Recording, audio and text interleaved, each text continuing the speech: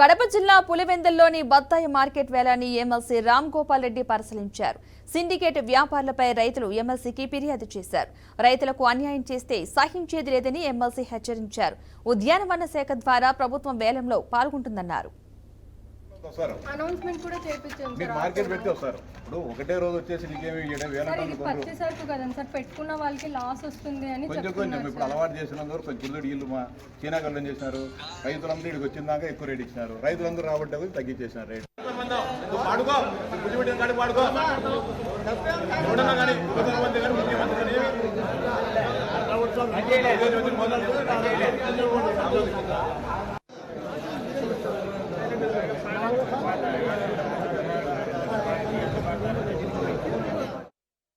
చీనీ రైతులు వ్యాపారస్తుల బారి నుంచి మోసపోకుండా ఉండేదానికి ప్రభుత్వం పులివెందుల మార్కెట్ యార్డ్లో మండీలను ఏర్పాటు చేయడం జరిగింది.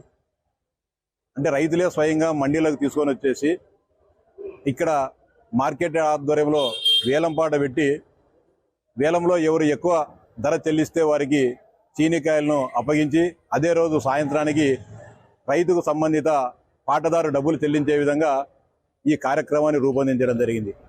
ఇక్కడ వేలం పాటలు పెట్టిన 1-2 నెలలు సజావుగా జరిగింది. రైతులకు మంచి ధర కూడా రావడం జరిగింది. తరువాత రాను రాను ఇక్కడ ఉండే 10-15 మంది వ్యాపారస్తులు సిండికేట్గా ఏర్పడి రైతులను మోసం చేయడం జరుగుతోంది. గత 2-3 నెలలుగా పులివెందుల ప్రాంత చీనీ రైతులు తీవ్ర అన్యాయాలకు గురవుతున్నారు, ఆవేదన చెందుతున్నారు.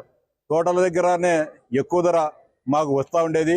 వీడికి వచ్చిన తర్వాత మేము అనేక వ్యయ ప్రయాసాలు కొట్టి ఇక్కడికి తీసుకొని వస్తే వీళ్ళందరూ కూడా సిండికేట్ అయి పెద్ద ఎత్తున మోసం చేస్తారు. కానీ అన్ని దానిలో విపరీతంగా కృషి చేసిన, అంటే పెట్టాలని ప్రజల్లోకి తెచ్చిన Raghavendra sir, horticulture officer sir, ఆ సార్ కూడా కృషి చేసినాడు.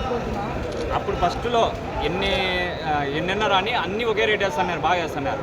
ఇప్పుడు ఊరికి ప్రజలు చూసేదానికోసము 1 టన్ను 2 టన్నులు వచ్చింటాయి. ఆ 1 టన్ను 2 టన్నుల దానికి బాగా డబ్బులు వేస్తారు. పులివెందుల మార్కెట్లో బాగా దండిగా వేసినారు అని చెప్పేసి ప్రజలు ఇక్కడికి వస్తారు. ఇక్కడికి తీసుకొస్తే కన్నా 1 టన్నుకు మాత్రం ఎక్కువ వేసినారు. మిగిలిన టన్నులు అన్ని దానిలకు మధ్యస్థం అని అంటారు అనమాట. ఇలా ఉంటే లీస్ట్ అంటారు. మధ్యస్థం అనేది హైయెస్ట్ 22 పోతే మధ్యస్థం అనేది 11-12 పోతాయి. 11-12 టన్నులు పోయినట్టు ఎక్కువ ఉంటాయి. ఇక్కడ హైయెస్ట్ పోయినది 1 టన్ను 2 టన్నులు ఉంటాయి. ఆ విధంగా హైయెస్ట్ ఎండిపోయినాయి, మధ్యస్థం ఎండిపోయినాయి, చివరికి ఎండిపోయినాయి. అన్నీ ఒకే లారీకి ఎత్తారు. మళ్ళీ అంటే వ్యాపారస్తులు 15,000ది ఒకే లారీకి ఎత్తాడు, 30,000ది ఒకే లారీకి ఎత్తాడు, 2,000ది ఒకే లారీకి ఎత్తాడు. అంటే ఏ విధంగా లెక్క సార్?